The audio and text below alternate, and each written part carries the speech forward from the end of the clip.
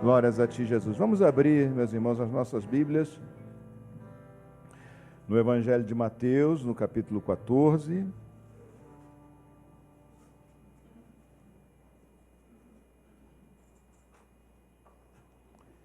No versículo 22. Evangelho de Mateus, capítulo 14, versículo 22.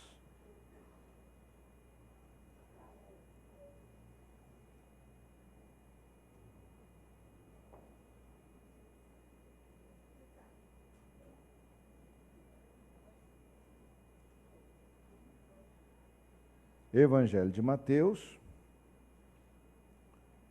capítulo 14, versículo 22 em diante, diz assim: Logo a seguir, compeliu Jesus os discípulos a embarcar e passar adiante dele para o outro lado, enquanto ele despedia as multidões.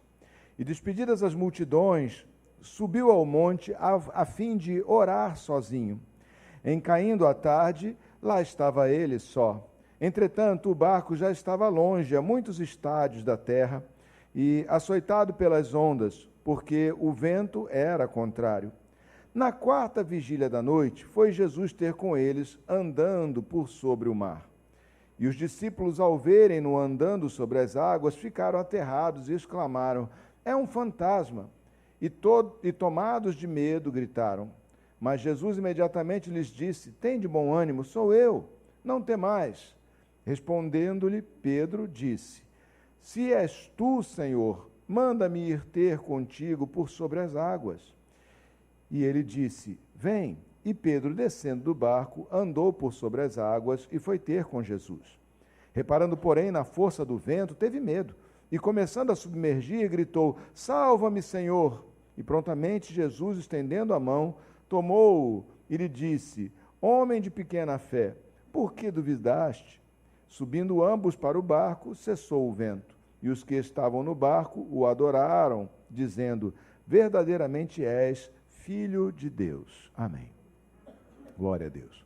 Senhor amado, graças te damos pela tua palavra e te pedimos que por meio dela tu venhas falar conosco, ó Senhor, nessa manhã, enchendo-nos, ó Deus amado, da alegria da tua salvação, enchendo-nos da alegria do teu Santo Espírito, ó Pai, por podermos ouvir a tua voz, Senhor. Que grande honra é o Deus de todo o universo, o Criador de tudo que há, falar conosco. Então, Senhor amado, já antecipadamente te agradecemos, porque sabemos que ouviremos a tua voz em o nome de Jesus. Amém. Podemos sentar, irmãos.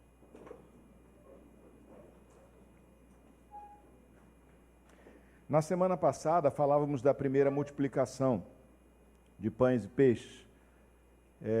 Eu não toquei num determinado assunto no final da mensagem, mas está guardado para começar com essa aqui, porque é ato contínuo. Esses dois textos estão em seguida, literalmente em seguida, porque às vezes tem uma interrupção cronológica, há um espaço de tempo, mas aqui não, é imediatamente após, né? Logo a seguir, no caso aqui começa esse texto, com a expressão logo a seguir, o que dá então a entender que estamos dentro de uma mesma sequência de fatos, sem nenhuma interrupção cronológica, sem nenhuma interrupção de tempo.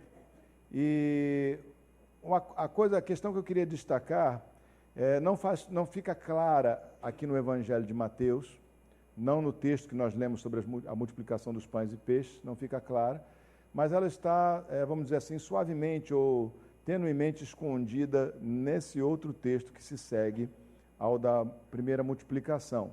Todavia, o que eu vou dizer agora é presente de modo claro, né, de modo muito óbvio, na narrativa de João a respeito da mesma multiplicação de pães e peixes. Porque João, no seu evangelho, lá no capítulo 6 do Evangelho de João, quando ele fala da multiplicação dos pães e peixes, ele diz que os discípulos, aquelas pessoas que estavam ali com Jesus, quando Jesus multiplicou os pães e os peixes, quiseram arrebatá-lo e torná-lo rei, proclamá-lo rei, né? Porque, obviamente, eles ficaram, vamos dizer assim, entusiasmadíssimos, né? Com aquele tipo de milagre, com aquele milagre que o Senhor Jesus tinha operado, em que supriu uma necessidade deles básica, fundamental. É interessante porque isso é uma característica mesmo assim, que a gente vai ver do ser humano, né? Ao longo do tempo. Ao longo dos anos também. Também muita gente se empolga quando um político diz que vai fazer alguma coisa, né? ou que vai dar pão, vamos dizer assim, para as pessoas. Né? Porque é interessante, porque, na verdade, todo ser humano, assim como todos os animais na criação, procuram sempre se guiar pela lei do menor esforço. O Senhor disse no Jardim do Éden, né? Quando o homem caiu, quando o ser humano pecou, o Senhor disse para eles: com o suor do teu rosto comerás o pão de cada dia. Mas nós ainda queremos continuar tendo facilidade e fazendo as coisas com moleza. Né? Então, quando um governo diz que vai dar dinheiro para todo mundo, ou que vai fazer algum programa social, muita gente se empolga, né? E acham que esse é o rei que deveria vir. Também aqui não foi diferente. Quando Jesus multiplicou pães e peixes, eles logo disseram: esse era o rei que nós tínhamos que ter aqui. Né? Porque todo mundo quer moleza e quer ir pela lei do menor esforço. Mas nós precisamos lembrar que, quando o Senhor disse que do suor do teu rosto comerás o pão de cada dia, Ele está dizendo claramente que trabalho é algo que todos nós precisamos ter, né, antes do dinheiro, antes do recurso. Todo ser humano precisa esforçar-se para ganhar o seu pão, porque essa é a ordem do Senhor. Então, quando a gente, por exemplo, eu tenho algumas posições pessoais, são atitudes pessoais, são coisas pessoais que eu tomo geralmente. Por exemplo, eu geralmente não dou dinheiro a qualquer pessoa que eu veja que tenha saúde. Se estiver pedindo dinheiro na rua, se for um idoso ou alguém que tem um problema de saúde grave, obviamente sou tocado para ajudar. Mas se eu vejo alguém que tem saúde, a menos que seja uma circunstância que me conte uma história do tipo: acabei de ser roubado, né, que eu sei que acontece mesmo, né, de modo algum eu ajudaria, porque eu compreendo que aquilo que Deus falou deve valer para todos nós. A pessoa, quando começa a procurar demais essa lei do menor esforço, né, e começa a negar-se a trabalhar, na verdade, aquele que dá dinheiro para alguém que, podendo trabalhar, não trabalha, está estimulando essa pessoa num caminho contrário ao caminho de Deus para o ser humano. Entende? A palavra de Deus diz: vai ter com a formiga preguiçoso, porque tem lições para te ensinar. É isso? E nós precisamos, de fato, tomar cuidado com essas coisas, porque muitas vezes o que nós estamos fazendo é alimentar um comportamento que, na verdade, é contrário à vontade de Deus, e assim nós somos cooperadores com aquilo que é contrário à vontade de Deus. Também dentro da casa do Senhor, de vez em quando a gente encontra a lei do menor esforço funcionando. E a melhor maneira da gente lidar com isso, né, quando a gente percebe que alguém, na verdade, está se aproveitando, né, da bondade dos demais, é não ajudar e encaminhar para a liderança, para os pastores, porque assim, centralizada essa área de auxílio, a gente tem condição de saber até onde realmente é o necessário, até onde eventualmente está havendo, vamos dizer assim, uma exploração da boa vontade, da boa fé das outras pessoas. Porque não pense não que não acontece isso, porque dentro da igreja, a igreja é um meio crédulo, é um meio misericordioso, então de vez em quando tem alguém no nosso meio tentando se aproveitar da bondade e da caridade dos demais. Mas nós temos que ter em mente que essa ordem do Senhor não foi à toa, né, e ela deve ser cumprida. Não é isso? Com o suor do teu rosto comerás o pão de cada dia. Todos nós temos que nos esforçar pelas coisas. E aqui nós vemos imediatamente, né, aqui nesse texto, quando diz assim: logo a seguir, compeliu Jesus os discípulos. Essa palavra compeliu, ela está numa situação um pouco mais imperativa do que está aparecendo aqui. O Senhor mandou que os discípulos dele entrassem no barco. Por quê? Porque os discípulos foram os primeiros a começar com essa história, de quererem proclamar Jesus como rei. Então, Jesus automaticamente separou eles daquela multidão e mandou eles seguirem no barco, do tipo: não, chegou, vamos embora, né? Botou eles para dentro do barco e ficou para despedir as multidões, né? Ficou ainda mais um pouco com as multidões antes de subir para orar. Mas há uma outra lição aqui dentro que é muito importante a gente guardar: a que tipo de poder, ou que tipo de poder nós estamos querendo buscar. Porque Jesus, ele em momento algum, ele misturou o reino de Deus com a política ou com as outras questões. Quando disseram para ele, quando cobraram dele o imposto, né, Ou quando perguntaram para ele o que se deveriam pagar ou não impostos, ele pediu para ver uma moedinha e mostrando a moeda, disse, olha, o que tem aqui nessa moeda? É a face de César? Então dê a César o que é de César, dê a Deus o que é de Deus. Ele sempre separou muito essa questão. E é um problema muito sério quando nós perdemos o foco e começamos a procurar solução para a nossa vida, né, nos poderes políticos. E a igreja, muitas vezes, ou segmentos da igreja, ou mesmo alguma parte da liderança, muitas vezes cede a esse tipo de apelos. É muito comum, quando chega a época de eleição, né, aparecer alguém oferecendo alguma coisa de benefício para a igreja. Entende? Isso aí é muito comum. Quando a igreja é pequena assim, quase não aparece ninguém, mas quando a igreja é grande, sempre aparece um político na porta, perguntando o que a gente está precisando, porque, afinal de contas, ele ama a igreja, ele quer apoiar a igreja, né, oferece cadeira, instrumento, sei lá, né, pergunta o que a gente precisa, ou coisa parecida, né, e a gente tem que tomar muito cuidado com essas coisas, porque isso aí é a maneira como as coisas são feitas no império das trevas, no reino do mundo. Não na igreja. A igreja de Jesus Cristo deve ser dependente do poder de Deus. O Senhor tem a sua maneira de prover para a igreja de Jesus Cristo. A maneira de prover, de Deus prover os recursos necessários para a obra de Deus é dízimos e ofertas, de modo algum conchavo político ou coisa outra parecida. Entende? Então, por isso que a igreja não deve se envolver com política partidária. Não é? Política partidária, ou seja, escolher esse ou aquele candidato, porque, na verdade, são pessoas que estão apelando para um tipo de poder que não é o tipo de poder que nós buscamos. O poder que nós buscamos é o poder de Deus. Amém? Nós temos, sim, obviamente, como cidadãos, nós temos que ter participação política, todos nós. Vocês como indivíduos, todos nós como indivíduos. Devemos, sim, como cristãos, ter um posicionamento político que observe o candidato e as propostas do candidato. Existem muitas propostas que são anticristãs e nós temos que, obviamente, não só rejeitá-las, como também denunciá-las ou combatê-las. Mas política partidária não pode entrar dentro da igreja. Por quê? Porque, como diz a própria palavra, é política partidária. Né? Ou seja, ela trabalha em cima de partidarismos. E na igreja nós temos que trabalhar em cima de união e comunhão, e não de modo algum permitir que o partidarismo ou as coisas que podem nos separar e nos dividir, nos jogar uns contra os outros, faça parte do nosso dia a dia. Essas são as ambições dos homens. Né? Jesus sempre tratou do reino de Deus e não dos poderes políticos da sua época. Então, quando quiseram arrebatá-lo para fazê-lo rei, você sabe como é que é aqui no Brasil, né? E em quase todo lugar do mundo também, isso é geral. A gente tem essa mania de falar mal do nosso próprio país. O brasileiro é muito amargo com a sua própria cultura.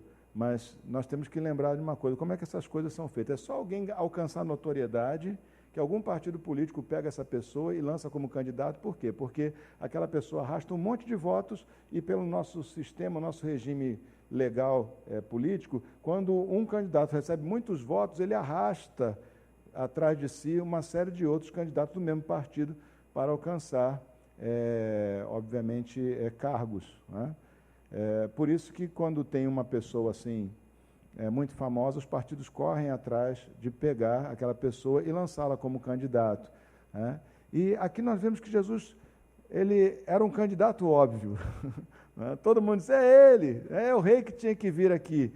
E Jesus não dá confiança para essas coisas, porque ele estava bem ciente e bem focado de que aquilo que ele veio anunciar, aquilo que ele veio pregar, não se misturava com os poderes desse mundo. Não se mistura.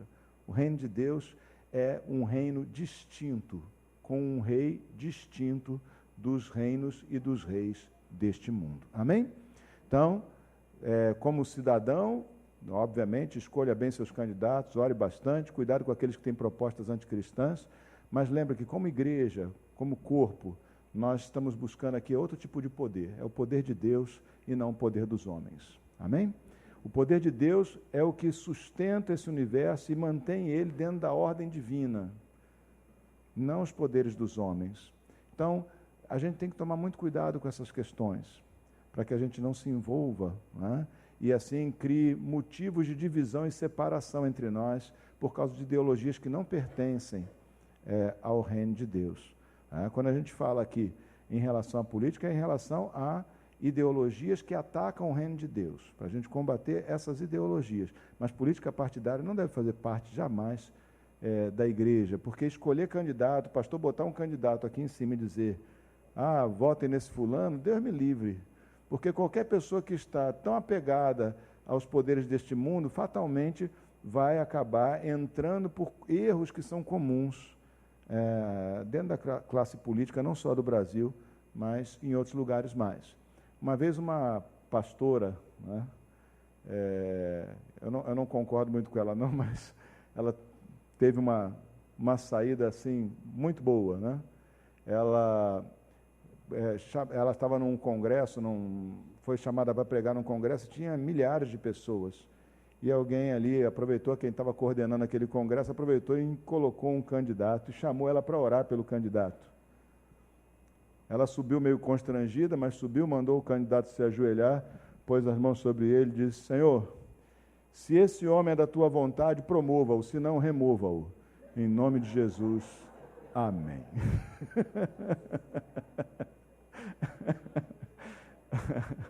Foi uma boa saída, mas a verdade é essa. Se é teu, promova-o, se não, remova-o. Eu gostaria, se eu pudesse usar de novo essa mesma oração, e dizer, recolha-o. Porque fica mais claro ainda para onde estamos chamando.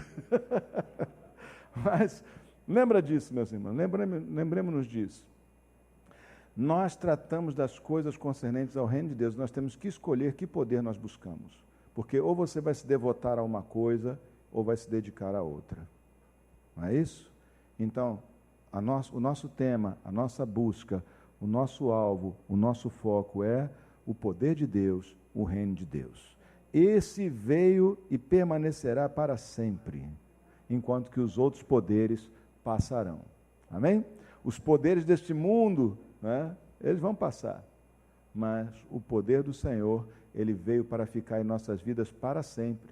Então Jesus compeliu os seus discípulos a entrarem no barco, ou seja, olhando este texto em relação ao texto de João, onde houve uma tentativa de proclamá-lo rei, né?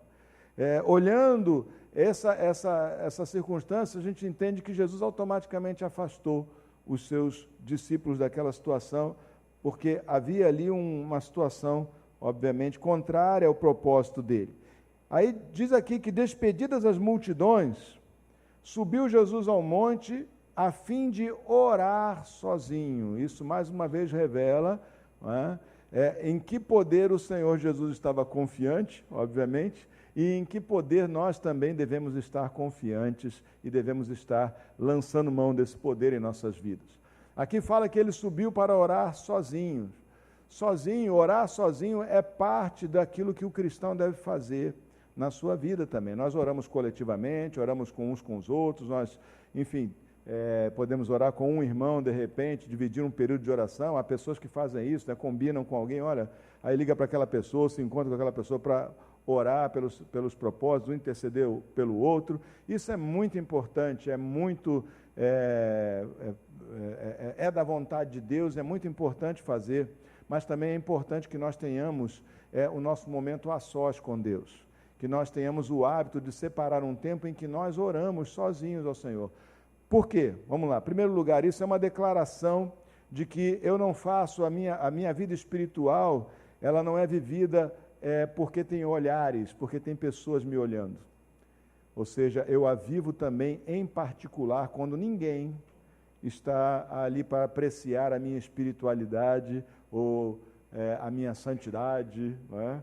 A minha fé ou coisa parecida. Isso é importante para que nós policiemos o nosso próprio coração, porque todos nós temos a tendência de buscar, de certo modo, o reconhecimento das outras pessoas, e gostamos muito de ser elogiados, todos nós, mas nós precisamos ser vigilantes com essas coisas, e uma das maneiras de nós vermos, nós pormos o nosso próprio coração à prova, é nós também termos uma devoção e uma comunhão solitária não porque o Senhor está presente, né, mas, digamos assim, particular, privada com o Senhor.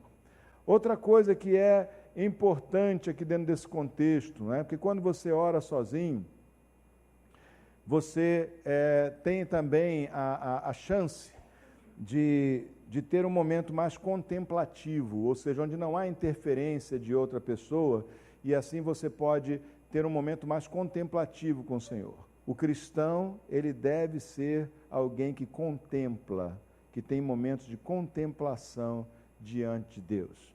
Essa contemplação, que a gente pode chamar também de meditação, pode ser a meditação na palavra, especificamente, quando você vai ler um texto bíblico, é bom você parar, ler, reler e ficar pedindo a Deus entendimento.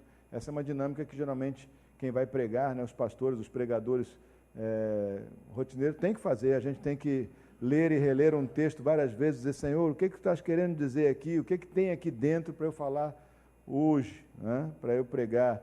Mas não é apenas meditar na palavra, é meditar no próprio Senhor. Contemplar o Senhor é deixar o seu coração silenciar um pouco e tentar se ver na presença de Deus. Nesses momentos, meus irmãos, muitas vezes, quando nós silenciamos e meditamos na palavra de Deus, ou mesmo meditamos no Senhor, colocamos o nosso pensamento totalmente focado e à disposição dEle, nesses momentos, Deus fala em especial conosco. E nós temos um problema muito sério hoje em dia, porque nós somos extremamente ativistas hoje em dia.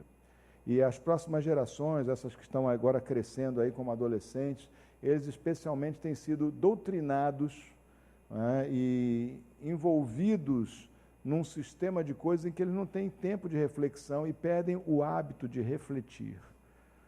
Ao espírito desse mundo e aos poderes humanos, políticos e econômicos desse mundo interessa gente que não pense a não ser tecnicamente, gente que não reflita, gente que não pare para refletir nas coisas que estão acontecendo e na validade, né, das coisas que estão acontecendo. Então, cada vez mais as pessoas estão incomodadas, estão agitadas, e sem tempo, com a sensação de que não tem tempo para pensar. Porque, na verdade, nós não criamos o espaço de tempo para pensarmos, para refletirmos, para contemplarmos também o Senhor. É comum hoje em dia você ver um jovem, né, estudando, olhando, deixando o computador ligado no Facebook, um fone no ouvido com alguma música ou coisa parecida, e olhando o WhatsApp ou qualquer outra mídia toda hora, e fica se dividindo entre aquelas coisas, né?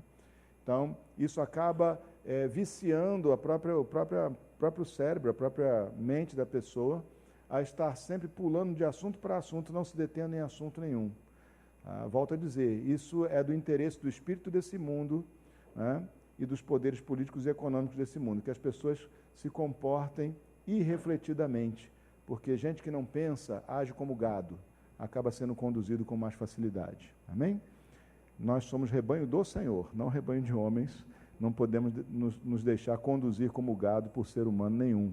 Nós temos que parar e refletir, e ruminar, e pensar, e examinar a nossa própria vida, as nossas próprias práticas, para que a nossa visão de mundo se alinhe com a visão do Senhor, e para que a nossa visão de mundo não seja uma visão empurrada de fora para dentro, mas uma visão de mundo construída a partir de uma reflexão e de uma comunhão com Deus, né, uma comunhão espiritual com Deus, ok? Você é pregador da verdade, nós somos pregadores da verdade. Nós temos que ter para dar. Só tem para dar quem constrói dentro de si, quem pensa, quem reflete, quem realmente medita, né, e contempla o Senhor. Amém? Então, aqui o Senhor Jesus, ele subiu a fim de orar sozinho. Nós precisamos também ter um tempo a sós com Deus. Alguns de nós não sobreviveriam 2 dias numa solitária. Ficariam logo enlouquecidos com isso, né?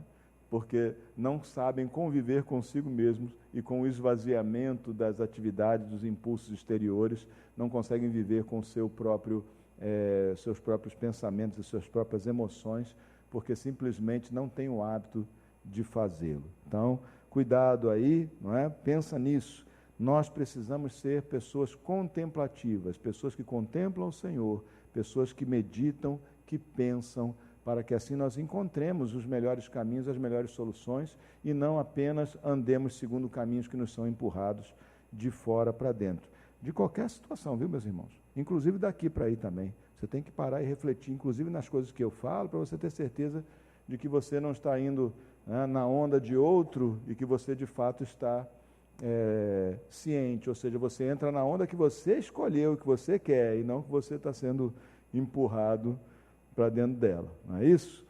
Aqui também diz que, enquanto ele subiu para orar sozinho, né, os discípulos já estavam com o barco longe, né, a muitos estádios da terra. Um estádio é uma medida romana de 185 metros. Então, esses são muitos estádios, então é uma distância, vamos dizer assim, considerável, tendo como base que cada estádio são 185 metros. E aqui diz que na quarta vigília da noite, né, os judeus dividiam a noite em 3 vigílias, mas os romanos em 4 vigílias, cada vigília de 3 horas. Então, na quarta vigília da noite, foi de 3 horas da manhã para lá, entre 3 e 6 horas da manhã, que o Senhor Jesus foi ter com eles, e aqui diz, andando sobre as águas. Não é? Andando sobre as águas. Meus irmãos, milagres, não é? Operação do poder de Deus, não precedem a oração, pelo contrário, a oração precede os milagres e a manifestação do poder de Deus. Amém?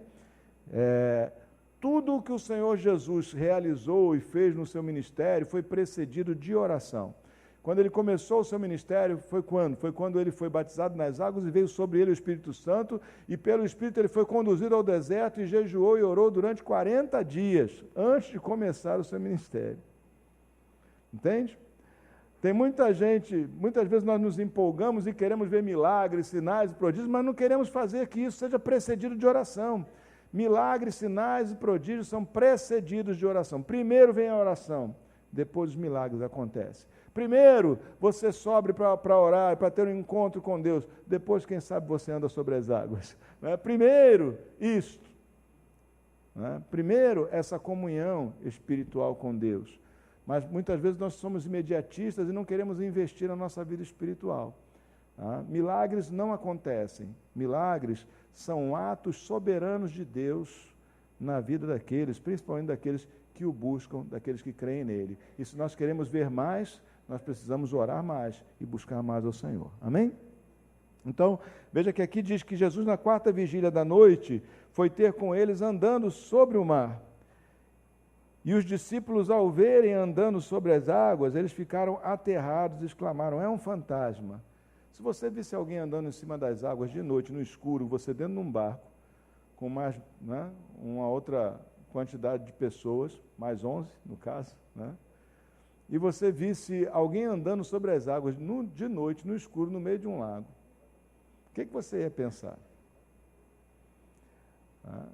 Sempre que nós nos deparamos com alguma coisa anormal, que está fora do contexto natural, nós ficamos muito amedrontados.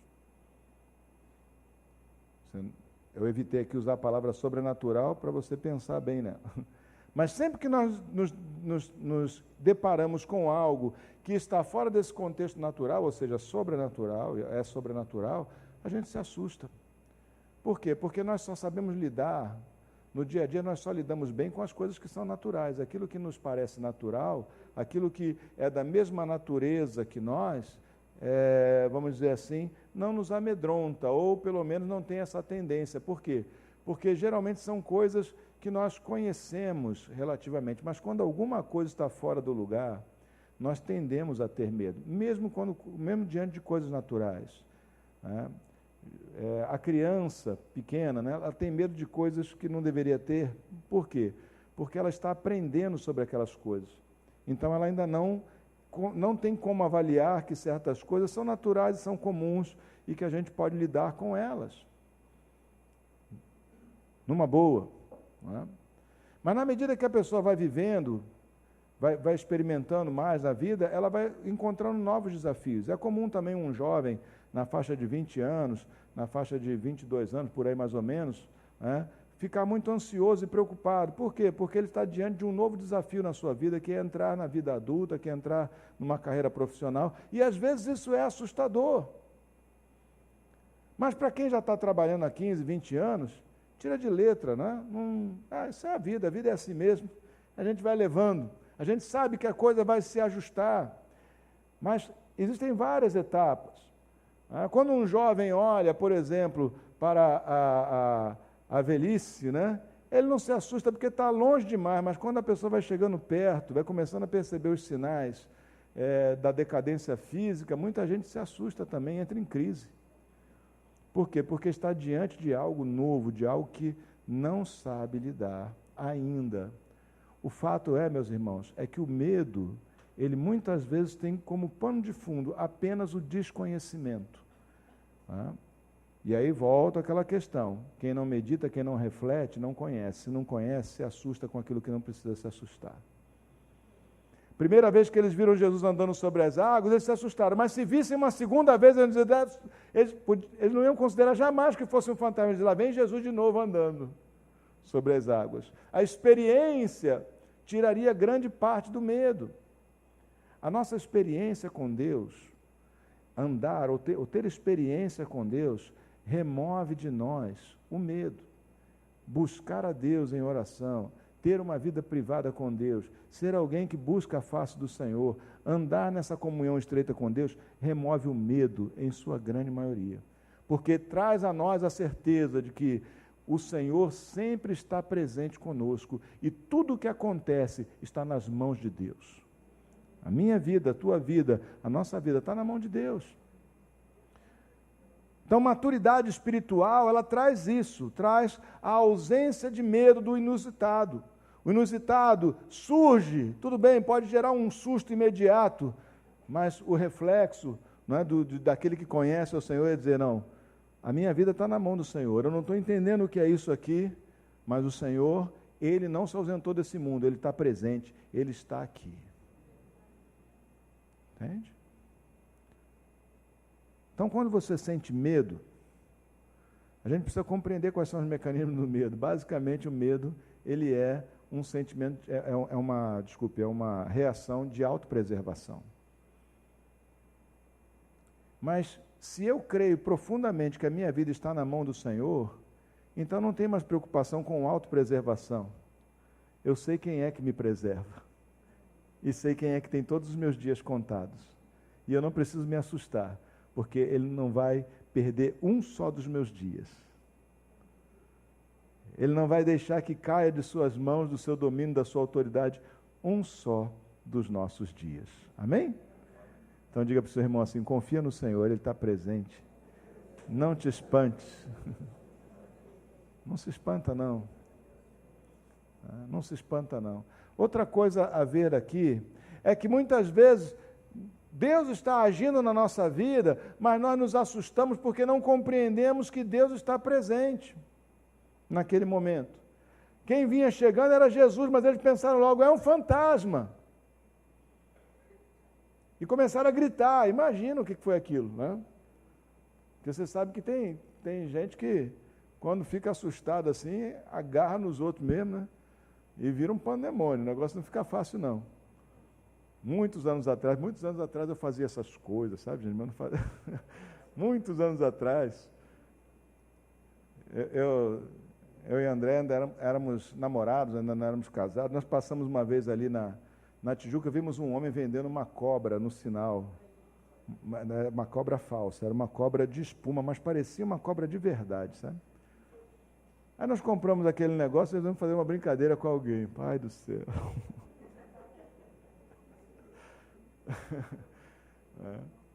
E na casa dos pais da André tinha uma plantinha assim, logo que a gente entrava na sala, tinha uma planta comprida assim, né? E nós resolvemos enrolar aquela cobra ali e chamar alguns irmãos assim. Imprudência, né? Mas eu faria de novo, é verdade. É verdade. É divertido. Nós chamamos alguns irmãos mais próximos, assim, né, mais íntimos, o pastor Átila, que era jovem junto conosco, um outro que também hoje é pastor também, o Humberto, só que em outra denominação. Né? Eu vou entregar o ouro aqui, e o Rodney. E entramos naquela casa ali, falamos com eles. Puxa, a André agora tem uma cobra de estimação. É cobra? É.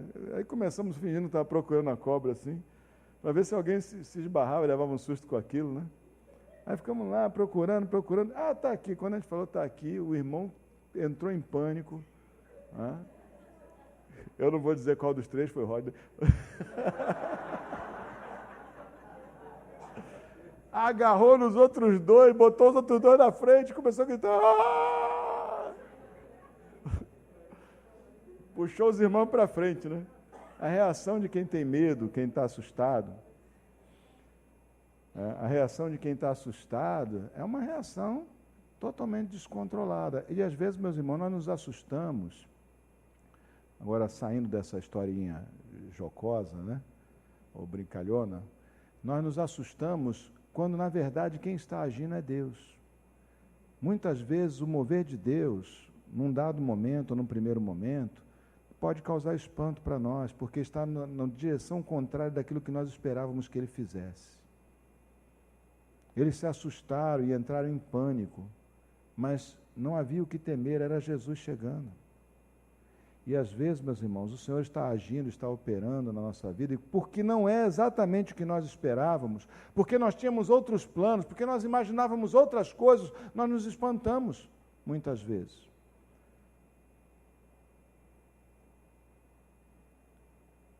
E eu volto a dizer, mesmo esse espanto, esse engano, esse equívoco, também tem a ver com a necessidade de um amadurecimento maior espiritual. Porque aquele que confia no Senhor de todo o seu coração, aquele que está com a sua fé revigorada, aquele que está estabelecido, confiante na palavra de Deus e no Senhor da palavra, ele sabe que, por mais que ele não entenda as coisas, aquele que entende de tudo, que sabe de tudo, que está ciente de tudo e tudo vê, está presente na sua vida. Amém? Está presente na sua vida. A resposta de Jesus para eles é: sou eu, não temais. Não temais. Sou eu. A relação desses homens com Jesus era uma relação exteriorizada, ou seja, Jesus estava sempre fora. Mas a nossa relação com o Senhor é diferente, gente. Nós vivemos uma outra etapa que eles não puderam desfrutar. Agora que o Cristo foi crucificado, ressuscitou, subiu aos céus em glória e enviou o seu Espírito, o Senhor habita conosco. Ele não é alguém que chega, Ele é alguém que está. Na sua vida, na minha vida, se temos crido nele. Entende? Ele não é alguém que eu preciso chamar para vir. Ele já está presente. Então, na hora da sua angústia, na hora do nosso susto, na hora da nossa preocupação, na hora da dificuldade, o que eu preciso trazer à minha memória e à minha consciência é: Ele está aqui. Se Ele está aqui, se Ele está comigo, eu não preciso temer coisa alguma. Porque, ainda que eu subisse ao monte mais alto, Ele estaria comigo. Se eu descer ao mais profundo dos abismos, Ele está comigo. Se eu for ao canto mais extremo do universo, se é que isso existe, Ele lá está. E em toda e qualquer situação, Ele se faz presente.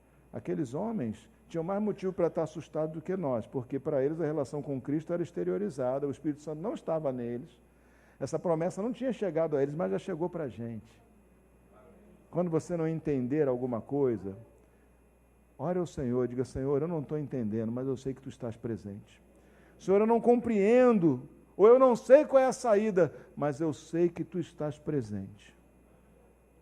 Eu nada temerei, pois Tu estás comigo, a Tua vara, o Teu cajado me consolam. Amém? Ele está presente. Fantasma, tem gente que acredita em fantasma. Mas, por definição, fantasma é algo que amedronta sem existir de fato. É uma impressão que se tem.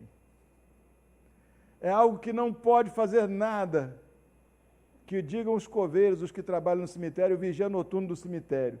Não tem lugar mais sossegado do que aquele, de noite. Porque o que poderia se escrever em cada uma daquelas lápides é: não estou nem aí.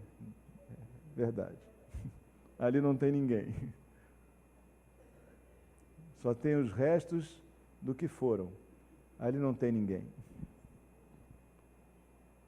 Se vocês sobreviverem mais 200 anos, podem escrever na minha: estou nem aí.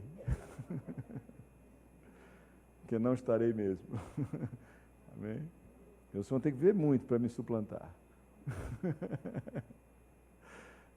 Estou nem aí. Mas a gente tem medo daquilo que nem está aí, muitas vezes. A realidade mesmo, a realidade final, a realidade definitiva, a realidade de fato substancial, não é aquilo que os teus olhos veem, mas é aquilo que o Senhor diz. Não é aquilo que os nossos olhos veem, mas é aquilo que o Senhor fala a respeito das coisas. Essa é a verdade. Nossos olhos podem nos enganar, mas o que o Senhor falou permanece e ficará para sempre. Amém? Então, não tenha medo, mas escolha o tipo de poder certo. Quem escolhe o tipo de poder certo e a ele se dedica, não tem razão para ter medo. Amém? Mas se você está preocupado em se dedicar demais ao poder do dinheiro que você pode obter, da carreira que você pode ter, se você está preocupado demais no poder da influência que você pode ter, da imagem que você vai ter diante dos outros, ou nos poderes políticos, então você está escolhendo um tipo de poder errado. Em primeiro lugar é o reino de Deus e a sua justiça, as outras coisas o Senhor acrescenta. Amém? Certo? Então, não existe fantasma. Existe um Senhor sempre presente em nossas vidas. Amém? E se você for convidado um dia para minha casa e eu disser que tem uma cobra lá, também não tem. Porque a primeira que ia correr era a Andréia. Tem pavor de cobra. Mas lembra disso. Não existem, não se dedique, a poderes mais do que buscar o poder do Senhor. E não tem fantasma o que tem o Senhor presente em nossas vidas. Senhor amado, graças te damos, Senhor. Te damos graças ao Senhor porque Tu és fiel, Tu és bom, Tu falas conosco, Tu ages em nós, Tu operas, ó Senhor amado, toda sorte de livramento, toda sorte de bênção em nossas vidas. Nós não andamos sem Ti, não nos movemos sem a Tua presença, desde o dia em que nascemos de novo. Nunca mais estivemos sozinhos, porque Tu estavas conosco, estás conosco, estarás conosco. Nunca mais andaremos só, depois do dia em que Tu vieste fazer de nós a Tua morada. Então, Senhor amado, remove de nós todo o sentimento de desamparo que gera às vezes pânico, medo, todo sentimento de desamparo que pode nos levar a ter reações totalmente desproporcionais. Ajuda-nos, Senhor amado, a lembrar, ó Senhor, que Tu estás presente e que o Teu desígnio para conosco é nos abençoar, é fazer-te presente em nossas vidas como nosso Pai, como o Senhor que nos ama e que tem todo o poder. Graças te damos, Senhor, em o nome de Jesus. Amém e glória a Deus. Aleluia.